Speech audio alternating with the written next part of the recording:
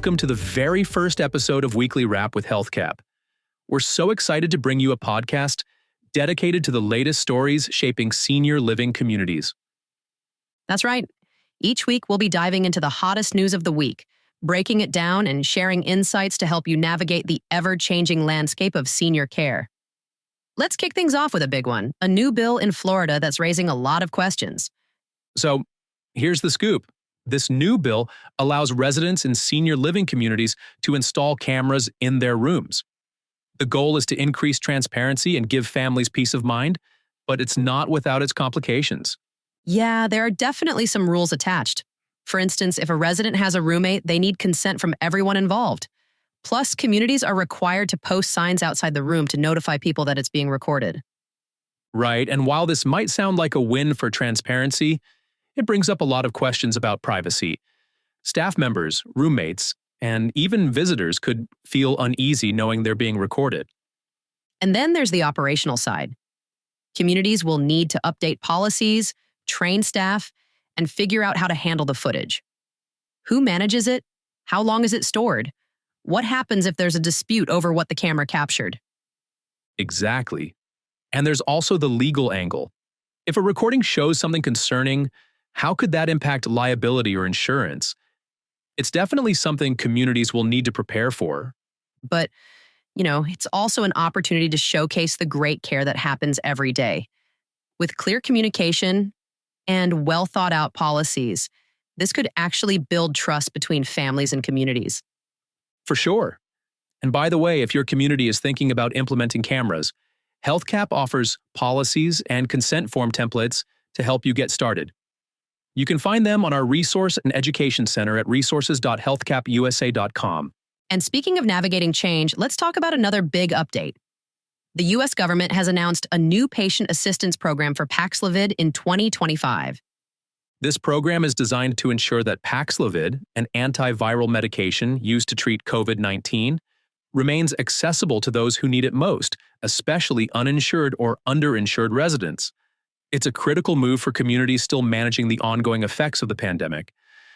Yeah, and it's not just about availability. The program also includes a distribution framework to ensure timely access, which is key for a medication like Paxlovid that needs to be started early in the course of illness. Right, and for senior living communities, this could be a game changer. Access to Paxlovid through this program can help protect vulnerable residents during outbreaks, but it'll also require coordination with healthcare providers to ensure residents meet the eligibility criteria. And let's not forget about education. Communities need to communicate with families and staff about how this program works and what it means for residents who might benefit from it. Absolutely. If you want more details, the ACA and CAL has an excellent breakdown of the program and how it's structured. You can find that information on their website at ACA and CAL's Paxlovid Patient Assistance Program blog. All right, let's move on to another important update. A free webinar you won't want to miss, hosted by the CMA. For sure.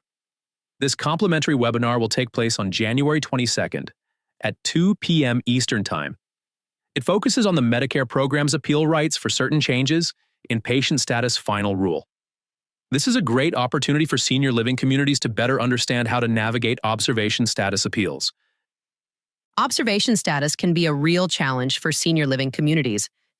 For example, when residents return from a hospital stay, classified under observation status instead of inpatient care, it can lead to unexpected billing challenges and gaps in Medicare coverage. This webinar will provide critical insights into appeal rights and how communities can support residents and families in navigating these situations. Exactly.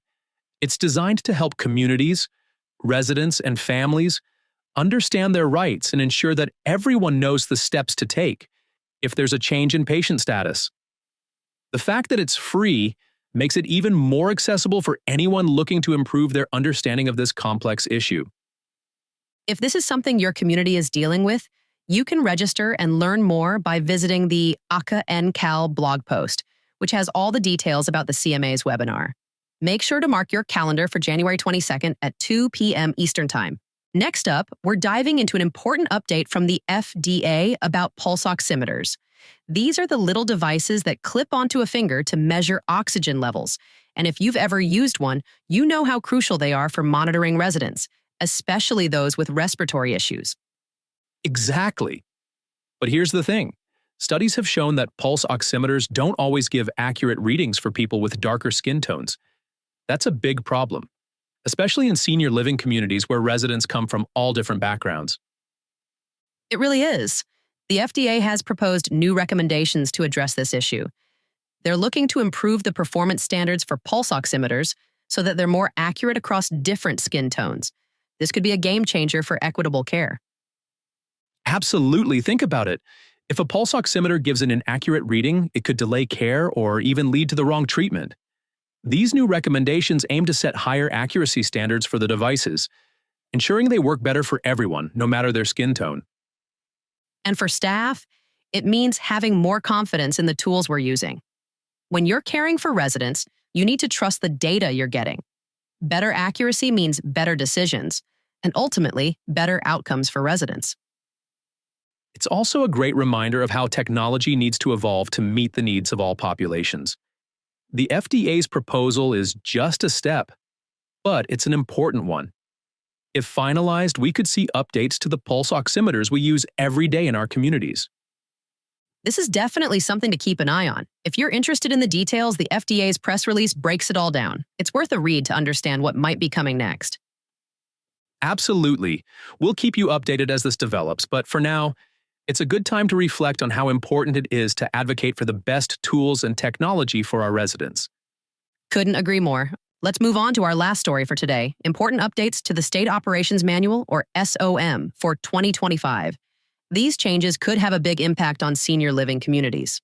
Yes, and PharMerica and NADONA will be presenting a free webinar on Tuesday, February 4th at 2 p.m. Eastern Time. It's a fantastic opportunity for senior living communities to dive deeper into the latest changes in the SOM, including survey processes, emergency preparedness, and person-centered care. Exactly. The updates emphasize infection prevention, staff training, and compliance with documentation requirements. These are areas that surveyors will be focusing on even more in 2025, so it's crucial to stay informed. The webinar will also touch on emergency preparedness, which is a great reminder. HealthCap will soon be releasing an emergency preparedness toolkit to help communities enhance their readiness. Keep an eye out for that resource. If you're interested in learning more about the SOM updates and how to prepare, you can register under the Illuminate section of PharMerica's website. It's free, so make sure to sign up and take advantage of this opportunity. That wraps up our very first episode of Weekly Wrap with HealthCap. We're so glad you joined us for these important updates. We hope this gave you some actionable insights to take back to your communities.